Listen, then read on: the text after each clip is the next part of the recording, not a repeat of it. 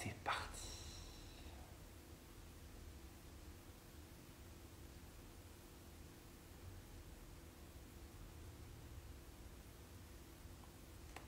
Et bonjour aux premières personnes qui nous rejoignent. J'ai pris un petit peu d'avance pour pouvoir commencer à l'heure. Donc bienvenue aux personnes qui nous rejoignent. J'espère que vous m'entendez bien. Coucou à tout le monde.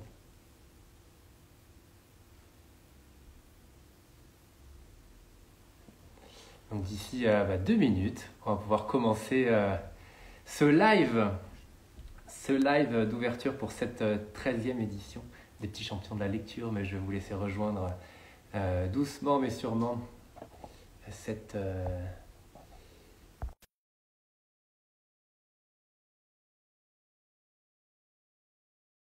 à 19h. Alors, hop.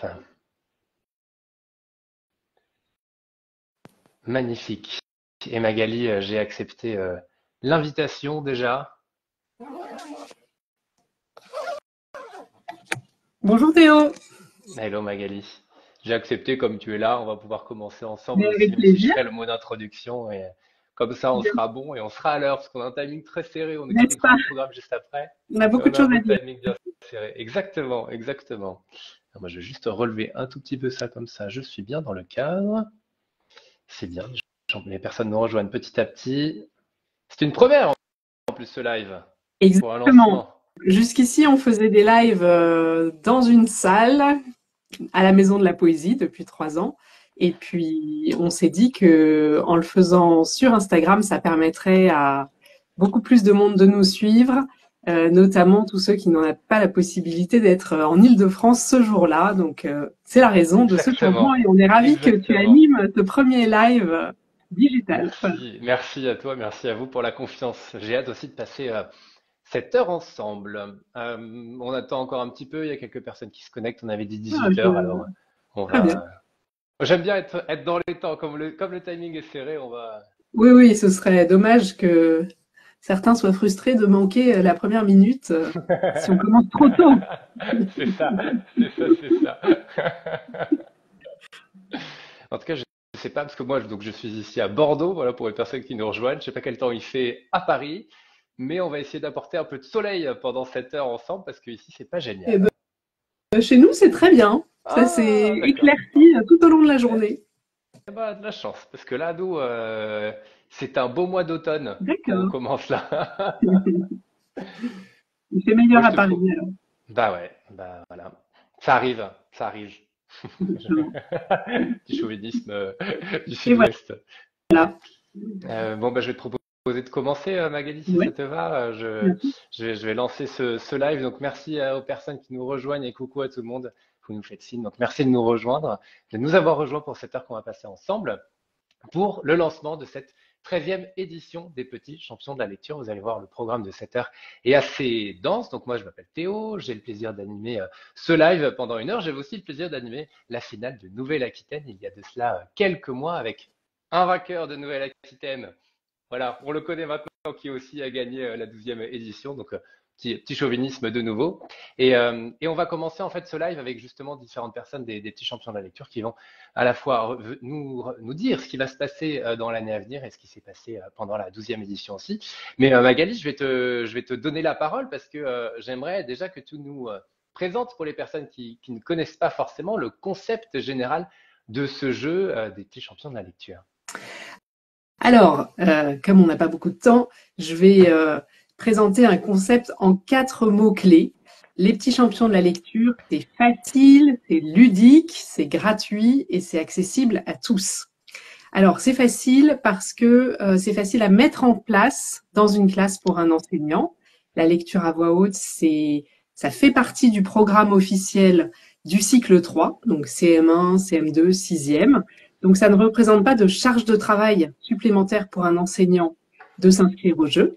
Et c'est facile parce que chaque élève qui participe va être libre du choix de son roman. C'est un point très important pour nous. Il va travailler sa lecture en classe Et nous proposons de nombreuses ressources sur notre site pour accompagner les enseignants qui participent pour la première fois notamment. Alors c'est ludique parce que l'objectif c'est d'embarquer les élèves dans une aventure qui soit amusante et joyeuse autour de la lecture. Souvent les enfants considèrent que lire à voix basse ou lire à voix haute c'est presque deux activités différentes.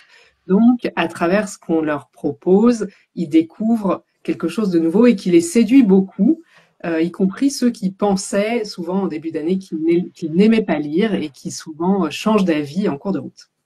C'est gratuit, c'est un jeu qui s'adresse à toutes les classes de CM1 et CM2, quel que soit leur type, école publique, école privée.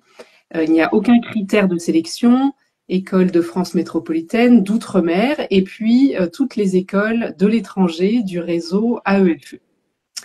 Et puis également, c'est ouvert aux groupes librement constitués, par exemple par des bibliothécaires qui, en dehors du temps scolaire, font participer des groupes d'enfants. Voilà, et c'est gratuit, l'inscription est totalement gratuite. C'est accessible à tous. Ça veut dire que il n'y a pas de prérequis en termes de niveau, quel que soit le niveau scolaire de l'enfant, son niveau en lecture, il est tout à fait invité à participer.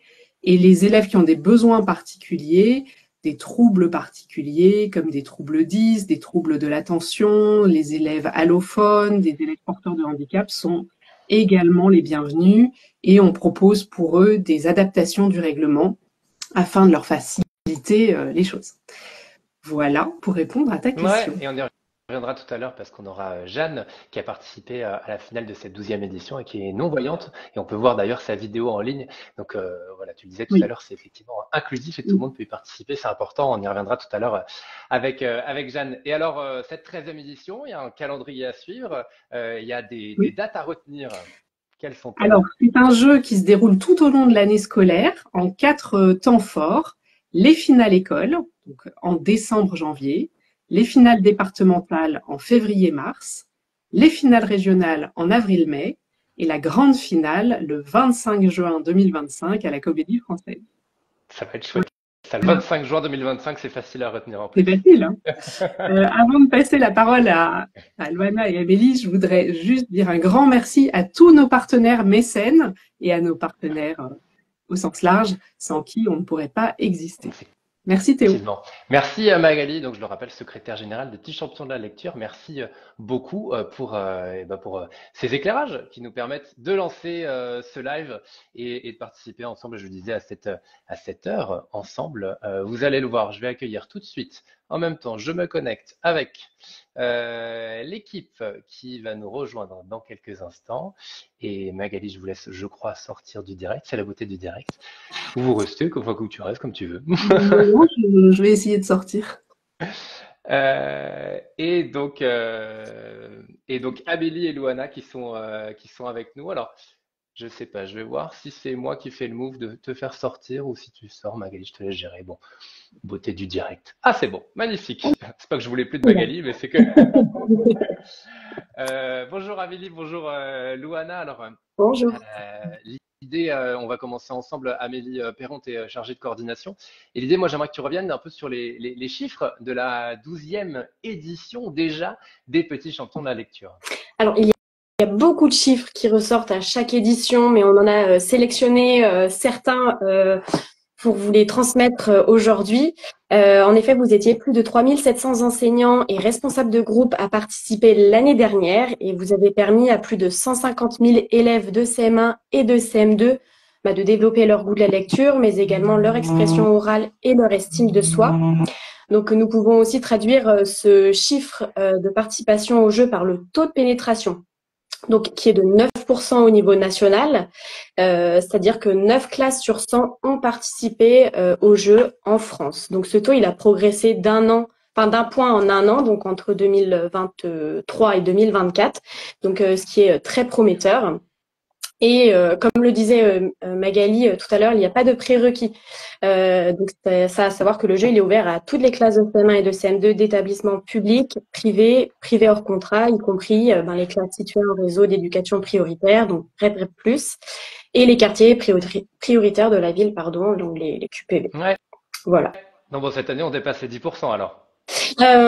On espère, oui, effectivement, c'est toujours un challenge pour nous, l'équipe, en tout cas, de voir à chaque fois le nombre augmenter. Et là, on peut vous faire un chiffre à J+3 de l'ouverture des inscriptions. Nous sommes déjà à plus de 1000 classes inscrites, donc félicitations et merci à tous les enseignants et responsables de groupe qui se sont inscrits depuis 3 jours et voilà, qui s'engagent auprès de cette opération.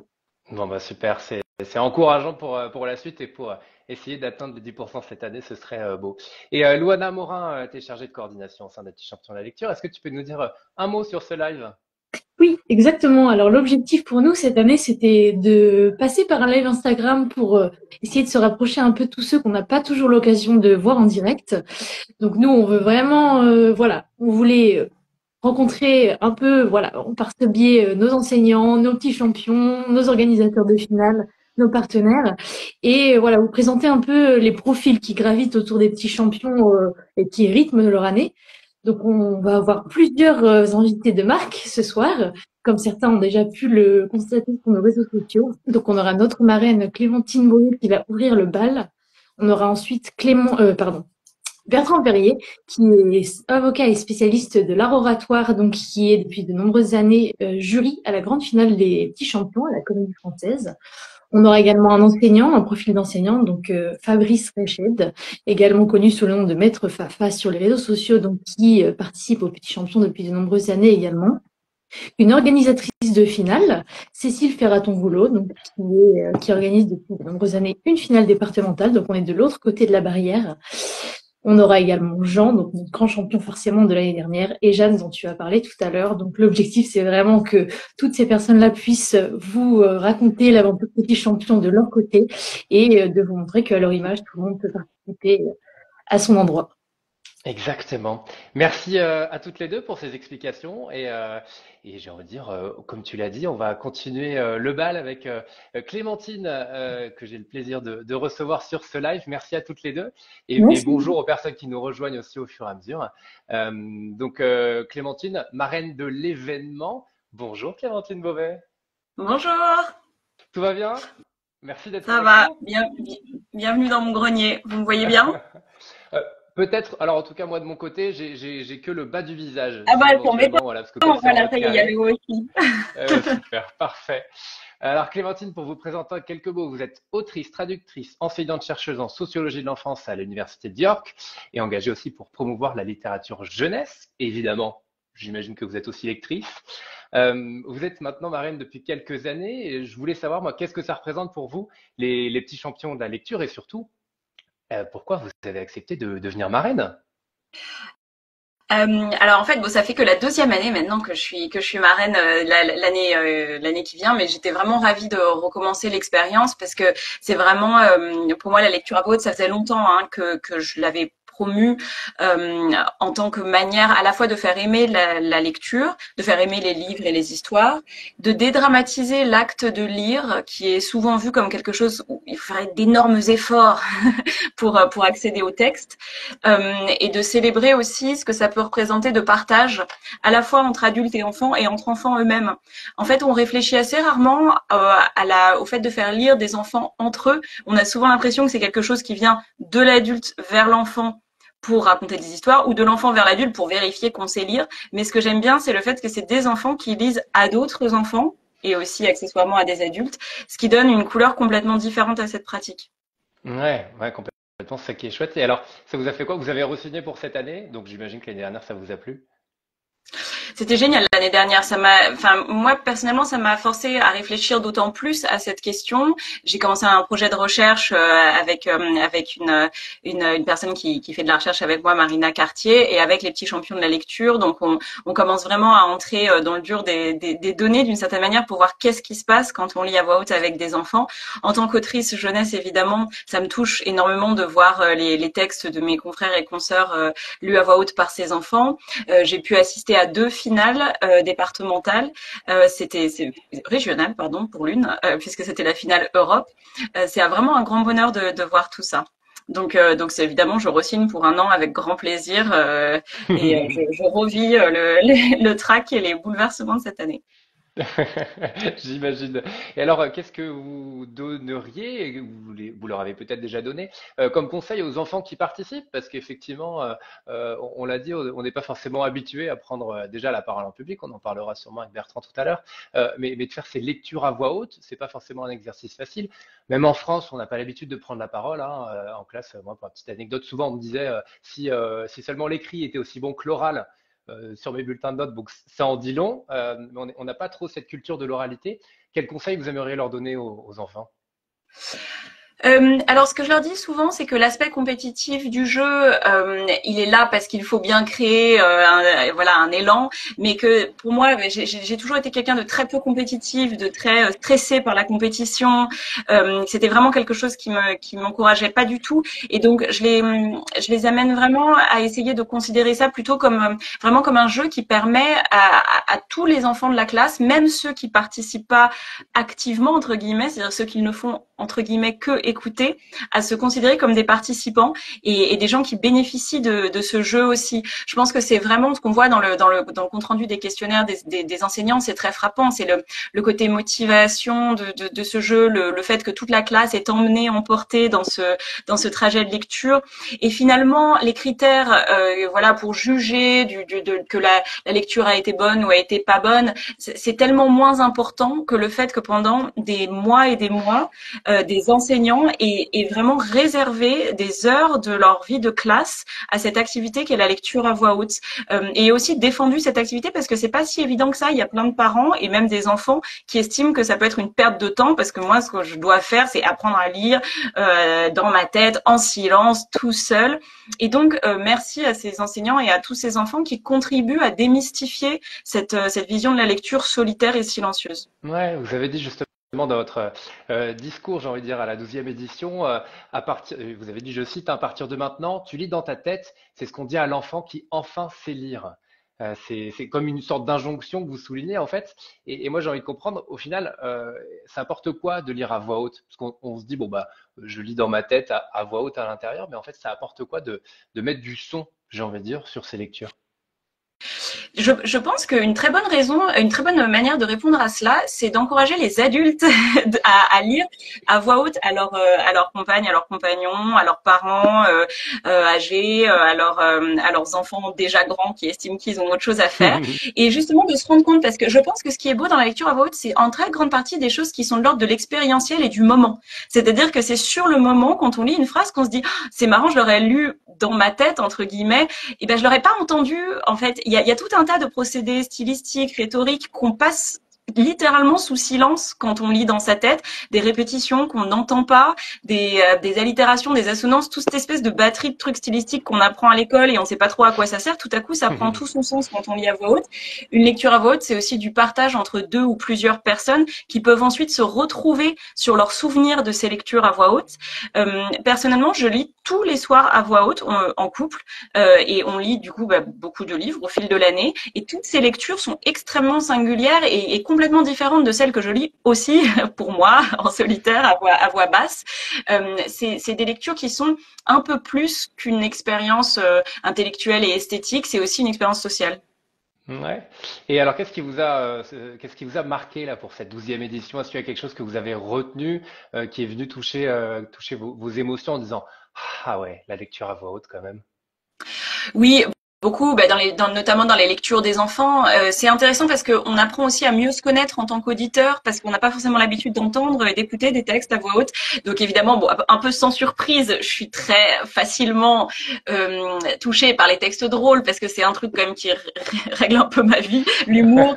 Donc c'est vrai qu'on apprend à comprendre aussi ce qui fait que dans un texte, on a plus de chances d'être happé ou pas, mais aussi des espèces de vulnérabilité ou de fragilité dans la voix, parce qu'une lecture à voix haute, évidemment, elles sont très préparées dans le cadre des petits champions de la lecture, mais en fait, c'est aussi toujours quelque chose de spontané qui s'établit avec un public, comme diraient des acteurs ou des comédiens qui disent ça tout le temps au théâtre.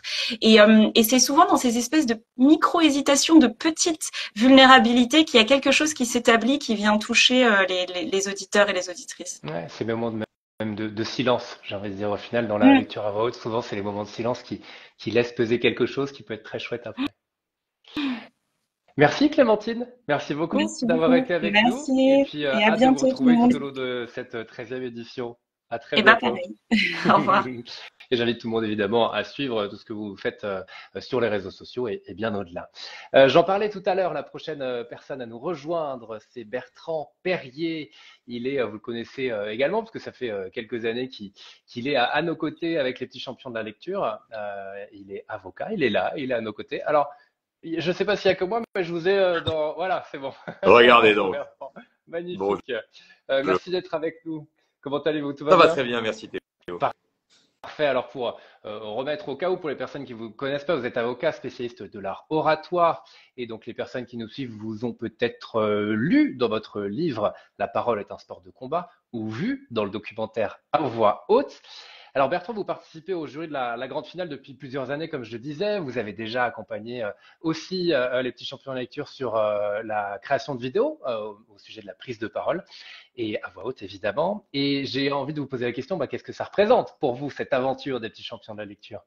Ah, c'est une pépite. Chaque année, on se rend à la Comédie Française avec le cœur un peu battant parce qu'on sait que on va voir ces 15 enfants qui investissent beaucoup, qui sont déjà eux-mêmes portés par leur classe. C'est un bain de jouvence de la Comédie Française. Donc, c'est vraiment un moment extraordinaire. C'est vraiment une fête de la parole, des mots, de la langue française. Et c'est vrai, ça a été dit par Clémentine aussi, une fête du partage. Parce que c'est vrai que l'oralité, c'est ce qui permet justement de partager ces lectures, ses goûts, les personnages, les paysages que l'on fait naître. Et c'est absolument magnifique de voir comment l'oralité permet de rendre vivant ce qui est un monde intérieur et de le partager avec une classe, avec une famille. Donc c'est à la fois ludique et exigeant. C'est-à-dire ce qui fait que la lecture n'est pas seulement un apprentissage scolaire, mais c'est aussi une fête.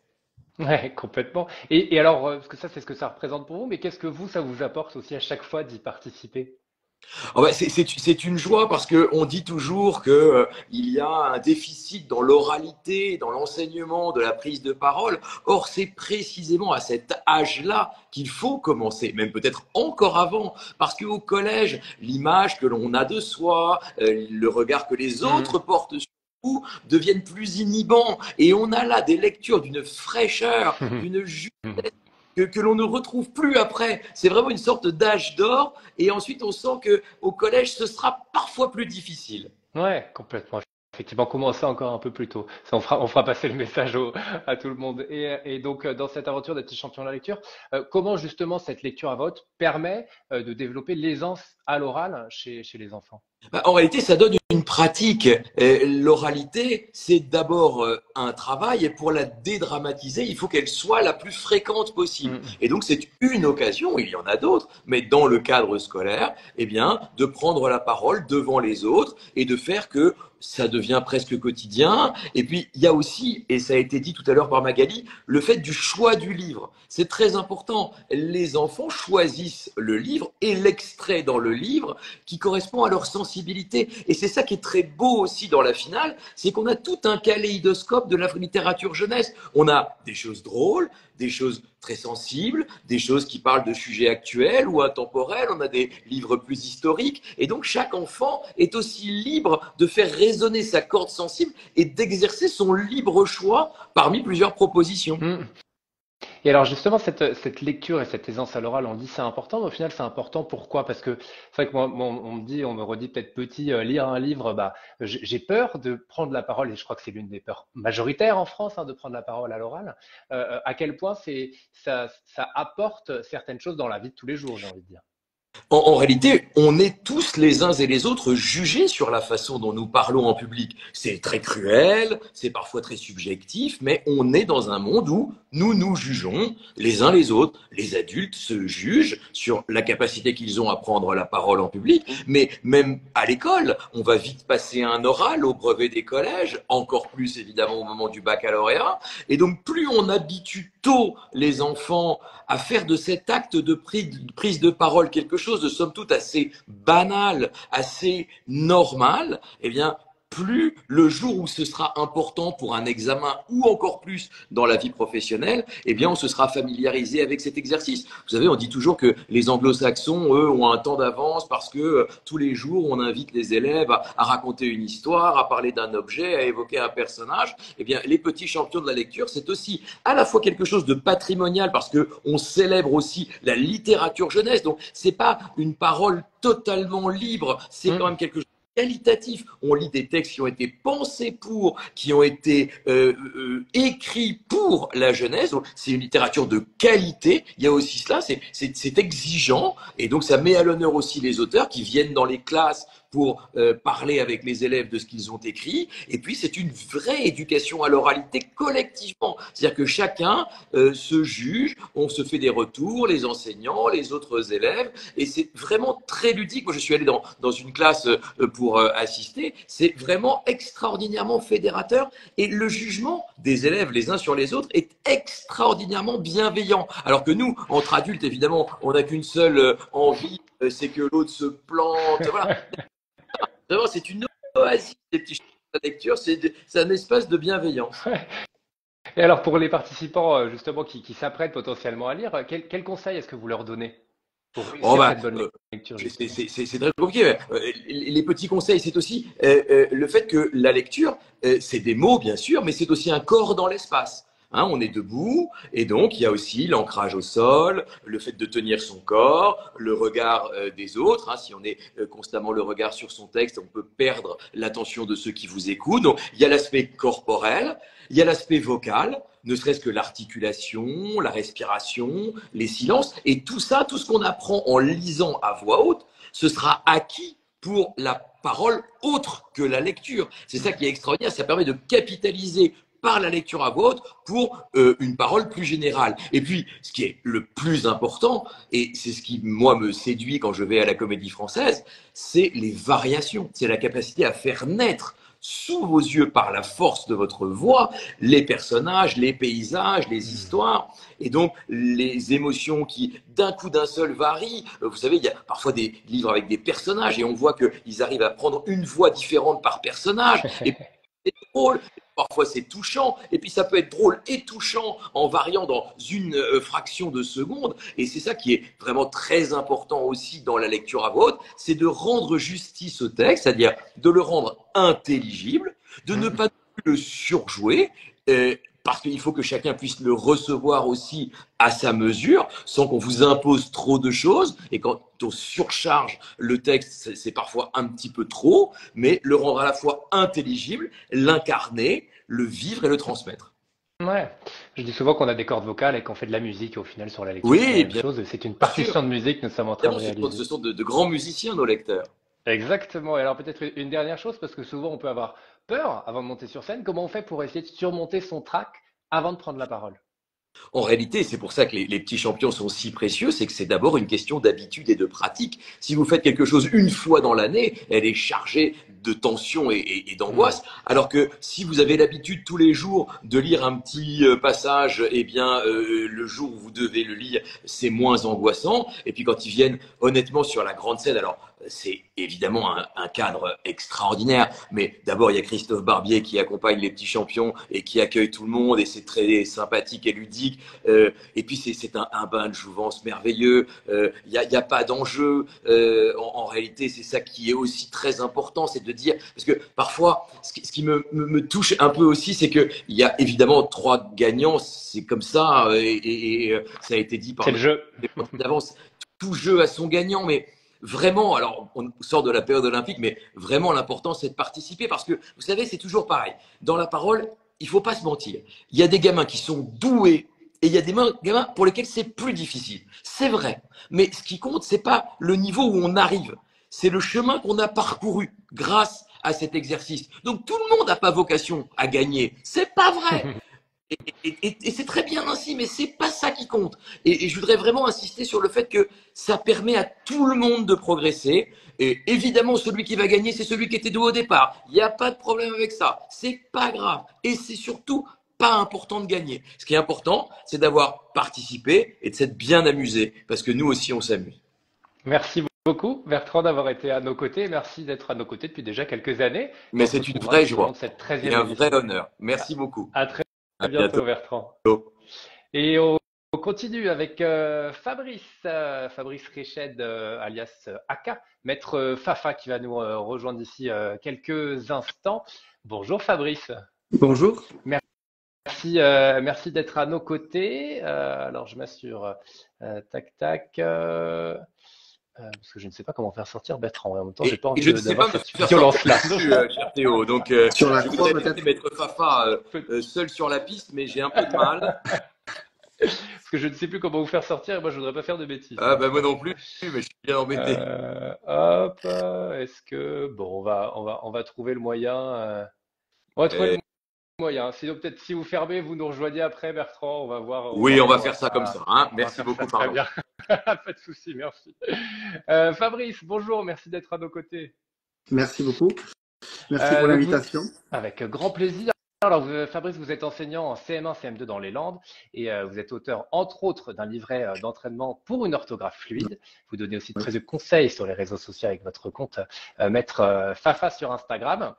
Et vous organisez-vous déjà depuis quelques années dans votre classe les petits champions de la lecture, le jeu, le concours. Et j'aimerais savoir quels ont été pour vous les apports du jeu en termes de progression de lecture des élèves que vous accompagnez déjà. Oui, alors effectivement, c'est vrai que ça fait 8-9 ans que j'inscris ma classe pour les petits champions de la lecture. Et donc, c'est vrai que j'ai pu remarquer avec l'expérience que ce jeu apporte beaucoup aux élèves. Déjà, ils doivent apprendre à choisir un livre, à donner un avis sur un texte, sur une histoire. À travers ce jeu, ils peuvent recommander des lectures pour les camarades. Et donc les exercices ludiques que je propose pour la préparation permet beaucoup aux élèves de voir la lecture comme un moment sympathique où ils prennent plaisir. Et en plus quand ils écoutent les camarades lire, ils découvrent des nouvelles histoires, des nouveaux genres littéraires. Et voilà, ça donne envie de les emprunter. Donc ça amène une certaine émulation dans la classe. Et puis bien sûr, bien entendu, il y a les progrès en termes de lecture à haute voix, puisque on est dans la préparation du jeu des petits champions. Ouais, justement, il y a effectivement la préparation de la personne qui prend la parole et qui lit, mais il y a aussi ce que disait Bertrand tout à l'heure, c'est cette bienveillance dans le groupe, dans l'équipe. Est-ce que là, vous pourriez aussi témoigner à quel point cette cohésion de groupe prend, j'ai envie de dire, la sauce monte au fur et à mesure pour faire quelque chose d'assez joli dans le groupe au final? Exactement. Alors Bertrand en a parlé, Clémentine aussi, elle a parlé d'aventure, mais c'est vrai que c'est ça chaque année quand on commence à travailler sur les petits champions de la lecture. Donc c'est vraiment le projet de la classe. Pour moi, c'est aussi le projet de l'école puisque j'ai mon collègue aussi qui participe. Donc les élèves sont rassemblés autour des petits champions de la lecture et c'est pas comme on disait, c'est pas une compétition. C'est chacun qui avance, qui progresse. Et le but, en fait, pour moi et pour tous les enseignants, c'est qu'on arrive à faire lire tous les enfants devant un auditoire. Alors, en général, ça fonctionne. Parfois, il faut mettre peut-être pas tous les élèves face à eux, mais au moins on y arrive. Et donc, ça amène voilà de l'entraide. Même certains, les plus chevronnés, donnent des conseils de lecture à ceux qui ont le plus de difficultés. Donc voilà, ça c'est vraiment un projet commun à la classe qui démarre pour moi à partir du retour des vacances de la Toussaint jusqu'à la finale départementale. Ouais. Qu'est-ce que vous pourriez dire là à d'autres enseignantes et enseignants pour rejoindre l'aventure? Alors déjà qu'on vit beaucoup de bons moments avec son groupe classe à travers donc cette grande aventure des petits champions de la lecture. Ensuite, donc ça fait 8 ans, je crois que je le fais, donc j'ai toujours vu des enfants, alors un peu stressés au départ, effectivement, C'est normal. mais après un engouement pour ce jeu, l'envie de progresser, puis la fierté qu'on peut voir dans leurs yeux, dans les yeux des camarades, l'émotion qu'il y a dans la classe lorsque un camarade lit un extrait qui est drôle, qui est émouvant, etc. Et puis après, c'est vrai que c'est un exercice difficile Nous, on se doit, enseignants, de préparer les élèves. Il y a Bertrand qui parlait, j'ai noté tout à l'heure, il parlait voilà, de l'oral qui est important. Et c'est un premier exercice. D'ailleurs, au brevet, ils ont de l'oral. Il y a le grand oral au baccalauréat. Et puis après, dans leur vie future, ils sont toujours amenés à parler ou lire devant un public. Et donc, cette habitude dans cet entraînement va les aider à progresser et voilà, il y aura une certaine aisance plus tard. Ouais. Voilà. Et alors, si jamais il y a des enseignants qui nous regardent là ou qui vont regarder la Ouais. vidéo a posteriori, puisqu'on va publier la vidéo évidemment après, pour un enseignant ou une enseignante qui participe pour la première fois, c'est quoi les conseils que vous aimeriez leur donner pour que ce soit encore plus facile?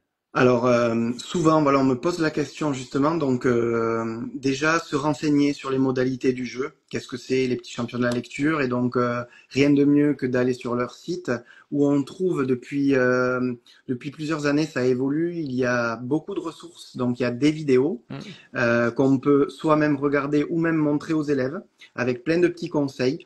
Il y a des fiches pédagogiques et il y a des sélections de livres. Si on ne sait pas trop quel roman proposer aux élèves, il y a les sélections chaque année qui sont proposées. Donc voilà.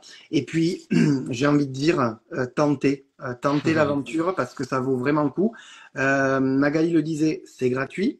C'est un projet qui est gratuit et voilà, on le regrette pas. Ça vaut vraiment le coup une fois qu'on a essayé parce qu'on vit vraiment de très bons moments. Peut-être une dernière question. Concrètement, en classe, le jeu s'organise comment? Comment ça se passe? Alors, moi, je vais parler de mon fonctionnement. Je crois que certains le font peut-être différemment, mais en tout cas, la préparation, moi, je la fais de manière progressive. Les élèves ont l'habitude d'emprunter des livres, et donc, quand un livre leur a plu, d'abord, ils le présentent en atelier aux élèves ou à moi-même. Ensuite, j'explique les règles du jeu des petits champions de la lecture et j'hésite pas à montrer des petites vidéos de conseils. Il y a des conseils de différentes personnes et même d'élèves qui ont participé. Je fais venir aussi des fois des anciens élèves à moi qui ont participé aux petits champions pour qu'ils voilà, ils témoignent un petit peu. Et puis après, je propose un travail assez varié sur l'oral, sur des jeux de diction, d'intonation, de lecture, bien entendu. Mais j'essaye de repousser un peu parce qu'avec l'expérience, je vois que quand on travaille que sur l'extrait qu'on va lire le jour J, les élèves en fait le connaissent par cœur et c'est plus de la lecture. Ouais. Et voilà, cette année, on l'a vu. Enfin, j'étais présent quand tu as présenté la finale régionale. Il y a un élève, il a même posé son livre et il récitait. Et donc ça, faut faire attention. Donc plutôt les aider à travailler le stress, des petits exercices de relaxation, des conseils qu'on peut leur donner pour éviter de stresser.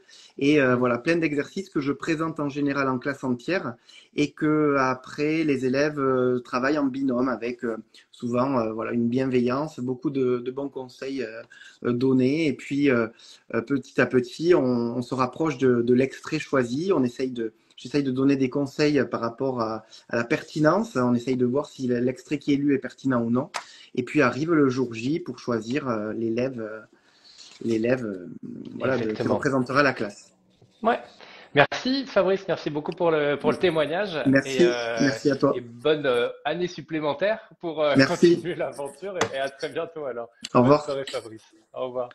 Et bien on continue avec maintenant c'est Cécile Ferraton-Rouleau qui va nous rejoindre. Je vais l'inviter de ce pas. Et Cécile qui est à la médiathèque de Meudon. Elle est chef du département jeunesse à Meudon dans les Hauts-de-Seine en région parisienne et organise depuis plusieurs années une finale départementale là-bas. Bonjour Cécile. Bonjour. Parfait. Timing parfait, j'adore. On essaye. Merci. On essaye, c'est ça, c'est la beauté des lives et de l'enchaînement de tous ces invités. Cécile, l'idée ensemble, là, c'est de recueillir votre témoignage pour les personnes qui se posent des questions justement sur cette organisation, parce que ça fait quelques années que le jeu des petits champions de la lecture s'appuie sur le soutien de bénévoles, qui est extrêmement précieux. Et il y a 300 événements qui ont été pris en charge en France métropolitaine et Outre-mer cette année, donc ça demande quand même un petit peu d'organisation. Et moi, j'aimerais savoir qu'est-ce qui vous a donné envie d'organiser de manière bénévole un petit champion de la lecture dans les Hauts-de-Seine? Alors, en fait, moi je travaille à Meudon depuis 6 ans, mais en fait la ville de Meudon participe depuis l'origine. L'origine du concours, donc c'est-à-dire il y a 13 ans. En fait, à la base, c'est parce que la ville mettait vraiment un accent important sur la lecture à voix haute, justement. À la médiathèque, il y avait aussi beaucoup de choses qui étaient faites autour de ça, pour les classes, notamment les accueils de classe. Et c'est vrai que du coup, l'élu à l'éducation à l'époque avait souhaité voilà qu'on puisse y prendre part. Et c'est vrai qu'au début, dans les Hauts-de-Seine, il y avait une seule finale. Maintenant, il y en a 5, tellement il y a il y a un nombre de petits champions. Voilà, mais donc du coup, effectivement, la ville a continué en fait ce partenariat-là, voilà, tout au fil des années. Et c'est vrai que je trouve ça très cohérent avec le reste de ce qu'on fait aussi dans l'année, avec les classes, toute la démarche qu'il y a pu y avoir en fait. Donc ça s'est construit progressivement, on va dire. Mais bon, maintenant qu'on a mis les pieds, c'est vrai qu'on n'a plus trop envie de voilà d'arrêter. Effectivement, ouais. Alors, je vois en même temps, parce que je vois des réactions, posez vos questions. Il y a quelqu'un de l'équipe qui répond au cas où. Donc, si vous avez des questions, moi, j'arrive pas à tout gérer, mais quelqu'un de l'équipe répond aux questions que vous posez pendant ce live. Cécile, qui peut organiser une finale départementale? Est-ce que n'importe qui peut le faire?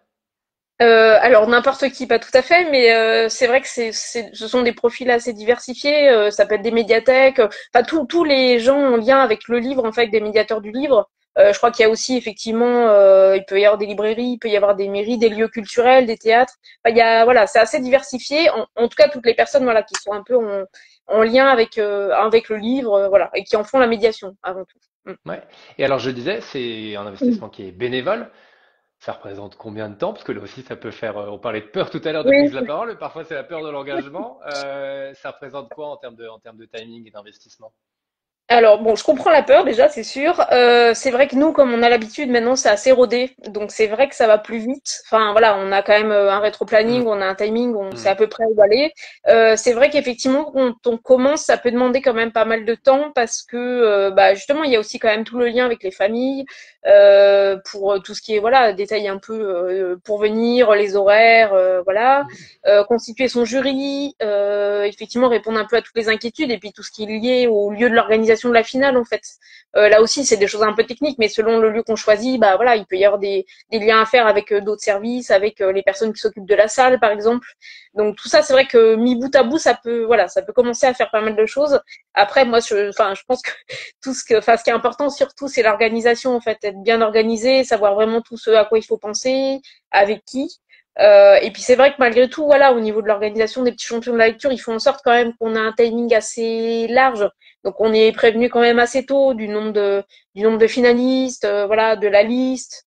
Donc je trouve que ça reste quand même, voilà, ça reste quand même confortable de ce point de vue-là. Ouais. Après, c'est sûr que plus on a de petits champions dans la finale, plus ça potentiellement ça fait des allers-retours de mails, voilà. Et ça Donc, demande un petit peu de temps. c'est ça, voilà. Euh, Un petit peu. et comment vous conseillez les enfants dans le choix de leur ouvrage? Euh, Qu'est-ce que vous leur donnez comme conseil? alors. En fait, moi, je pars souvent déjà de ce que eux ils lisent, hein, de ce qui leur plaît, des thématiques, s'il y a des choses qu'ils ont déjà aimées. Voilà, je pars souvent de ça, de leur centre d'intérêt, en fait. Après, également de la difficulté de lecture, parce que malgré tout, même s'ils sont en CM1 ou CM2, bon, déjà entre les deux, il peut y avoir une différence de niveau de lecture. Et même à l'intérieur d'une classe, en fait, on voit qu'il y a quand même de vraies différences. Donc, la priorité, c'est de pas les mettre en difficulté. Donc, on parle thématique, ce qui leur plaît, mais aussi longueur de texte. Parce que c'est vrai qu'effectivement, si on commence à leur donner un gros pavé de 100 pages, il y en a qui auront aucun problème avec ça. Et on le voit bien, ça, pour le coup, dans les finales. Et puis, il y en a qui ont besoin vraiment de choses très courtes pour se donner confiance aussi, enfin, prendre confiance en eux et arriver à lire et à choisir le bon extrait, en fait. Ouais. Et puis, par ailleurs, voilà, je fais aussi partie du comité de sélection des romans. Donc, du coup, c'est vrai que, bon, on lit beaucoup de choses chaque année. Et c'est vrai que du coup, c'est aussi plus facile de ce point de vue-là parce que bon, ça me permet d'avoir une base en fait de titres de livres, voilà, qui sont adaptés, qui ont plu, qui ont été partagés par le jury et donc voilà, ça donne une bonne base aussi. Ouais. Et un conseil aux enseignants, qu'est-ce que vous aimeriez leur donner comme conseil là aussi dans le cadre des petits champions de la lecture? En fait, là aussi, peut-être de faire en sorte de faire attention à chaque enfant, parce que souvent j'ai été confrontée aussi à des enseignants qui avaient tendance à donner un peu le même livre à tout le monde, parce que c'était plus facile, je pense, pour eux, et du coup toute la classe lisait le même extrait ou la même partie de livre, etc. Et ça, c'est vrai que du coup, c'était compliqué, enfin, pour les enfants, pour certains enfants notamment qui soit avaient du mal à suivre, soit qui n'étaient pas trop intéressés en fait par le texte. Donc, je pense que voilà, aussi la diversité de textes choisis fait que c'est aussi, enfin, c'est plus intéressant dans la classe déjà, je pense, plus diversifié. On n'écoute pas tout le temps la même chose. Après, je pense que pour l'enseignant, c'est peut-être plus compliqué d'évaluer, enfin, en tout cas, voilà, de suivre chacun. Mais je pense que voilà, dans la dynamique, c'est aussi plus intéressant. Et puis aussi, oui, de faire confiance aux enfants, en fait, parce que moi, enfin, on le voit bien au niveau de la finale départementale. C'est vraiment chouette, en fait, ce qu'ils font. On sent que vraiment chacun vit son texte et que, ne serait-ce que pour ça, c'est vraiment très chouette, y compris des enfants qui, d'un point de vue scolaire, ont pas du tout confiance en eux, sont pas forcément bons, arrivent en nous disant, bah, je suis pas bon, je sais pas trop quoi choisir. En fait, on se rend compte que la lecture les transcende, en fait, au-delà de la difficulté à l'école, en temps normal, en fait. Ouais. Et donc, je trouve que pour ça, enfin, pour un enseignant, voilà, ce pari-là, il est aussi assez chouette de ce point de vue-là, en fait. Bon, bah, chouette. Merci Cécile Boursigny alors pour cette année. Hein. Oui, bah oui, ça, oui. Avec plaisir. Merci Cécile pour le témoignage et à très bientôt alors. À bientôt. Et on en parlait tout à l'heure, maintenant ça va être au tour de Jean de nous rejoindre. Jean qui est donc le vainqueur de l'édition 2024, notre grand champion. Bonjour Jean. Bonjour. Ravi de te retrouver parce qu'on s'était vu à la finale en Nouvelle-Aquitaine. Bravo, je te le dis de vive voix parce qu'on s'est pas vu depuis, donc félicitations pour cette victoire. Merci. Alors, est-ce que tu peux nous raconter un petit peu ton parcours pendant cette 12e édition des petits champions de la lecture? Mon parcours a commencé quand j'étais en CM2. Notre professeur nous a inscrits à un concours de lecture, les petits champions de la lecture. Et tout le monde devait choisir un livre et en lire un passage. Après que tout le monde soit passé, les professeurs, mon professeur et les élèves ont voté et j'ai été choisie. Ensuite, je suis allée faire la petite finale départementale dans ma circonscription. Et cette fois-ci, avec une camarade, j'ai gagné. Je suis allée à Poitiers pour faire la finale départementale. Et cette fois-ci, avec une autre camarade, j'ai aussi gagné. Ensuite, je suis allée à Bordeaux, au musée d'art contemporain. Et cette fois-ci, il y avait un seul gagnant. Et c'est moi qui ai gagné. Ensuite, j'ai eu la chance d'aller à Paris, à la Comédie Française. Et c'était super, c'était vraiment magnifique. Et là aussi, tu as gagné. Alors, qu'est-ce que ça t'a apporté tout ça? Ça m'a apporté beaucoup de plaisir. C'était vraiment super. C'était une expérience fantastique. Et ça m'a permis de partager ma passion. Ouais, qui est la lecture. Oui. Très bien. Ça aurait pu être de parler à voix haute, de parler tout court. Et alors, est-ce que ta classe et est-ce que ton enseignant ou ton enseignante, ils t'ont accompagné dans tout ce parcours? Oui, mais mon enseignant et ma classe m'ont beaucoup accompagné. Et à chaque fois que je lisais devant la classe et que je faisais une petite erreur, ils me faisaient des petites remarques. Attention, j'en fais ci, marque les points, fais des pauses. Et donc, j'ai appliqué leurs conseils et c'est ce qui m'a permis d'arriver jusque-là. Ah, ils t'ont vraiment coaché. Et c'était chouette ça d'être coaché par tout le monde? Oui. Ouais. Ça t'a plu, ça va? Et est-ce que tu continues toujours de lire autant? Oui, oui. Est-ce que et dans ce cas-là, tu lis comment? Tu lis dans ta tête, à voix haute? Quelles sont tes techniques de lecture? J'ai un peu arrêté de lire à voix haute. Je continue toujours un peu, mais c'est... Oui, surtout pour ma petite sœur. Ah d'accord, tu le lis pour ta petite sœur? Oui. Ah, chouette, donc tu lis encore à voix haute alors? Oui, oui, oui. Ah, bon, bah, c'est chouette. Et j'aimerais que tu nous parles un peu de la finale aussi, parce qu'on m'a dit dans l'oreillette que tu avais reçu comme ouvrage Diego aime Julie de Sophie Gronau et que au départ, le livre, t'en étais peut-être pas hyper fan. C'est pas le premier choix que tu aurais fait dans toute la liste. Alors, comment tu as réussi à t'approprier le livre qu'on t'a attribué pour cette grande finale? Pour moi, les livres d'amour, c'était un peu une grande découverte. Ouais. Avant, je n'en avais jamais lu. Donc, c'était un petit peu difficile de rentrer dans l'histoire. Mais j'ai beaucoup aimé le livre de Sophie Gronau. Et j'ai essayé de me mettre dans la peau des personnages. et de transmettre les émotions que moi j'avais ressenties quand j'avais lu le livre. Chouette. Et toi, tu lis quoi plutôt comme livre, si c'est pas des livres d'amour? Plutôt les histoires d'aventure, comme 20 000 lieues sous les... C'est ton livre préféré? Oui. Trop bien. Bon, j'espère qu'un jour on pourra t'entendre le lire à haute voix alors. Et elle est peut-être une petite dernière question qu'on n'avait pas prévue, mais comment tu t'es senti le soir de la finale, avant de monter sur scène, pendant et après? Avant de passer sur scène, j'étais plus stressée que pendant. J'étais vraiment Ouais. stressée parce que je m'attendais pas à lire devant plus de 900 personnes, parce que c'est quand même assez impressionnant. Pendant, pendant que je lisais, j'ai pas eu peur en fait. Je m'attendais à je m'attendais à pire. Et en fait, c'était super de lire devant d'autres personnes, donc j'ai pas eu trop le trac. Ouais. Et après, je me suis sentie un peu soulagée d'avoir gagné. Ça doit être chouette. Et peut-être une dernière question, tu donnerais quoi comme conseil aux autres qui vont peut-être se lancer dans l'aventure cette année? Bah, qu'il faut beaucoup lire, Ouais. qu'il faut et que peu importe s'ils perdent ou s'ils gagnent, que l'important c'est de s'amuser et de participer. Toi, tu t'es bien amusé, ça va? Oui. Ouais. Merci beaucoup, Jean, et encore bravo à toi. Je crois que si je dis pas de bêtises, l'année prochaine, tu seras membre du jury, parce que c'est comme ça que ça fonctionne, Ouais. aussi bien en Nouvelle-Aquitaine et que sur la finale à Paris à la Comédie Française. Merci beaucoup et encore bravo. Merci à ta maman qui est à côté et qui s'est chargée de, de souffler des réponses et de faire la visio. Bonne soirée et à très bientôt. Et on continue avec celle qui est arrivée en deuxième position, c'est Jeanne. Après Jean, c'est Jeanne qui va nous rejoindre tout de suite. Et on le disait tout à l'heure, donc elle a gagné. Elle a gagné en Bretagne cette édition 2024. Elle est arrivée deuxième à la grande finale. Je m'assure, normalement, la demande a été faite. Je la renvoie au cas où. C'est la beauté du direct. Normalement, vous avez reçu l'invitation. Et donc Jeanne qui a aussi fait un très beau parcours de la Bretagne jusqu'à Paris, là encore. Et on en parlait tout à l'heure, parce que l'idée avec Jeanne, c'est aussi de dire comment elle a lu en fait son ouvrage. On en reparlera d'ici quelques instants. Alors, c'est la beauté du direct. Je refais la demande normalement.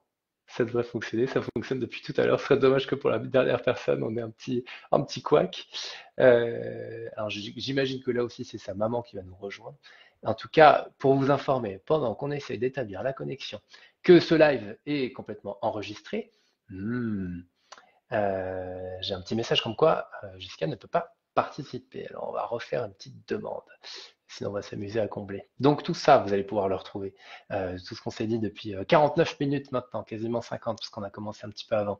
Vous allez pouvoir retrouver tout ce live sur le compte Instagram des petits champions de la lecture pour avoir toutes les informations sur les dates à avoir pour cette année, sur les conseils de Clémentine, de Bertrand, de Fabrice tout à l'heure et de Cécile enfin. Si vous avez voilà, des questions que vous vous posez, bah, vous pourrez retrouver toutes les réponses par ici. Alors, je peux combler pendant une minute, mais peut-être pas pendant 5 minutes.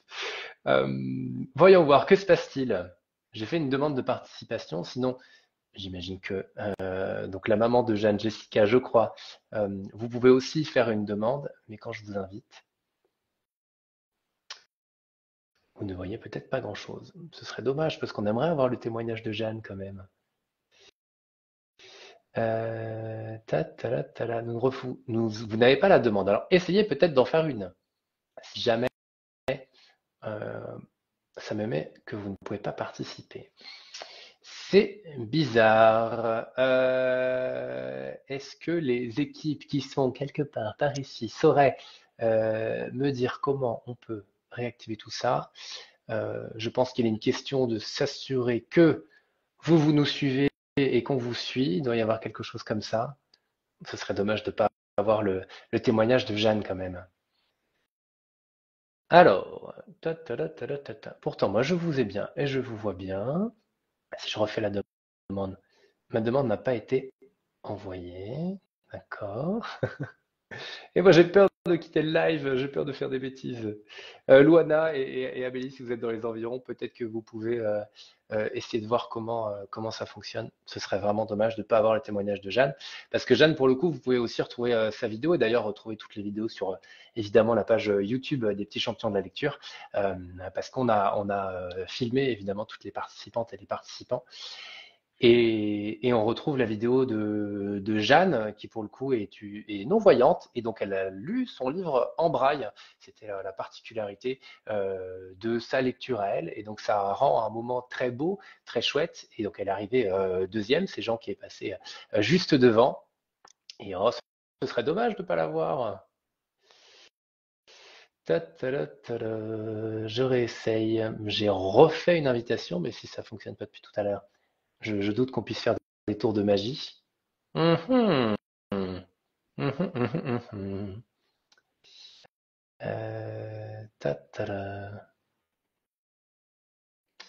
Jessica, j'ai bien peur que nous n'y arriverons pas, malheureusement. Bon, l'idée, c'était voilà, d'échanger avec Jeanne, de savoir comment elle s'était entraînée, comment elle avait ressenti son année, cette finale, ce que lui avait évidemment apporté les petits champions de la lecture. Elle a lu l'ouvrage Zorage de Manon Fargeton, et voilà, on voulait avoir tous les éléments sur sa lecture. Ça me met de nouveau, j'ai un petit message qui s'affiche que vous ne pouvez pas participer. C'est dommage, mais voilà, c'est le direct. Et c'est ça aussi le direct, malheureusement. J'ai envie de refaire un test, mais je ne sais pas comment je peux. Tac, tac, tac. Je ne vois pas comment faire autrement que continuer de vous demander de nous rejoindre. Et j'en ai bien peur que nous ne puissions le faire, malheureusement. Je retente une invitation. Parce que je pense que si je quitte ce live, il ne se passe plus grand-chose. Bon. Une décision à prendre, donc malheureusement, j'ai refait une invitation et on verra ce que ça donne.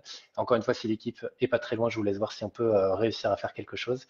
Et sinon, bah, je vais clôturer cette heure de live et de lancement, hein, malheureusement, parce que si on n'y arrive pas maintenant, je ne sais pas ce que ça pourrait donner.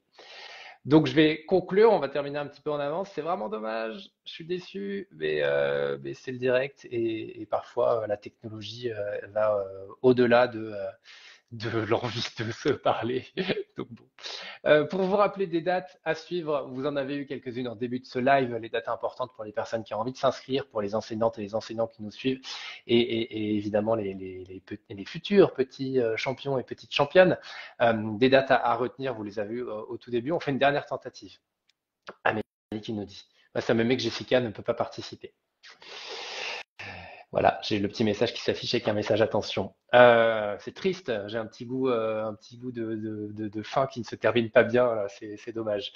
Donc, il y a des webinaires de rentrée et organisateurs le 18 septembre, c'est la semaine prochaine, c'est lundi prochain, si je ne dis non, c'est pas lundi prochain, c'est mercredi prochain, tout simplement, 11 plus 7, ça fait 18. C'est le webinaire de rentrée. Le 2 octobre, il y aura un webinaire monde. Allez, comme ça on embarque tout le monde dans l'aventure aussi. Le 9 octobre, un webinaire pour les organisateurs. Et donc, je vous le rappelle, la période d'inscription, c'est jusqu'au 2 décembre inclus. On fera en sorte d'avoir d'une manière ou d'une autre le témoignage de Jeanne. Voilà, on n'a pas réussi à l'avoir et c'est très frustrant. Je refais une dernière demande, la 5e pour la fin. Et bien en même temps, elle est partie. Peut-être qu'elle s'est déconnectée. Pour revenir, je refais un test, l'ultime.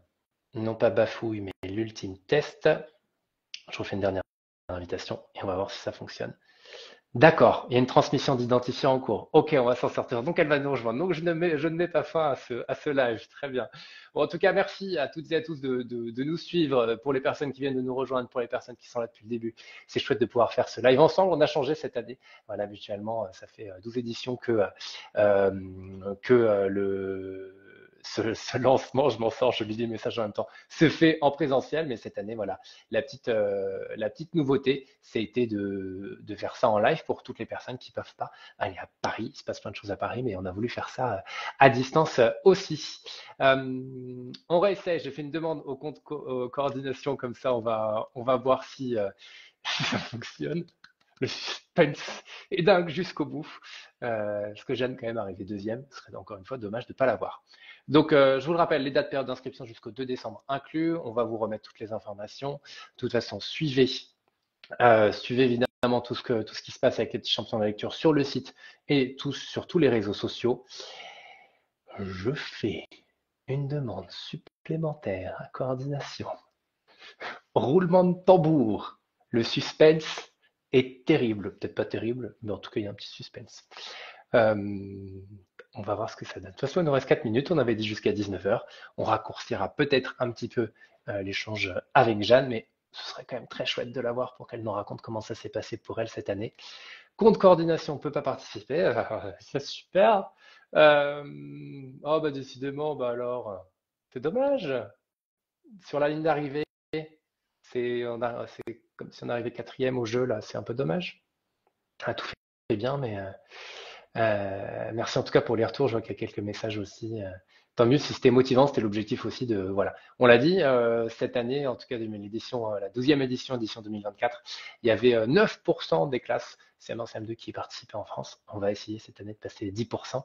Ce serait chouette. On compte sur vous pour amener ça dans vos écoles respectives et faire en sorte qu'on ait de plus en plus de petites championnes et de petits champions qui lisent à voix haute, parce qu'on l'a vu avec les différents intervenants ce soir, que lire à voix haute, eh bien, c'était une belle manière de surmonter ses peurs, de prendre la parole en public, de gagner aussi en confiance. Il y a un problème de paramètres, aléa du direct. Allez, je fais une toute dernière demande à coordination, et si ça fonctionne pas, ça fonctionne pas. Et encore une fois, on trouvera un moyen de on pourra pas écouter Jeanne. Bon bah voilà.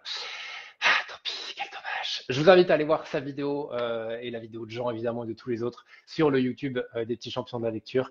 Jeanne, on aura hâte d'entendre ton témoignage à l'occasion, mais en tout cas, je vous invite de nouveau à aller voir sa lecture de Zorage de Manon Fargueton, parce qu'encore une fois, c'était une très très belle lecture, je le rappelle, en braille. Voilà, c'était très très beau à voir, et on le dit, le but aussi de ces petits champions de la lecture, c'est que ce soit ouvert à toutes et à tous, et tout le monde, encore une fois, peut y participer. Merci d'avoir suivi notre live. Je vous rappelle, le 18 septembre, un webinaire de rentrée, le 2 octobre, un webinaire monde, et le 9 octobre, un webinaire pour les organisateurs, et enfin la période d'inscription des petits champions de lecture pour cette 13e édition, et qui, avec une grande finale à la Comédie Française le 25 juin 2025, c'est facile à retenir, 25 06 25. Et bien la période d'inscription, c'est jusqu'au 2 décembre. Merci beaucoup, je vous souhaite à toutes et à tous une très belle soirée, et merci, et ben moi c'était chouette d'animer tout ça. Merci encore une fois aux personnes qui sont intervenues. Je vous invite là aussi à aller les suivre, à suivre tout ce qu'ils font tout simplement. Et on vous dit à très bientôt. Bonne soirée tout le monde. Alors maintenant, ça va être moi, comment sortir de tout ça?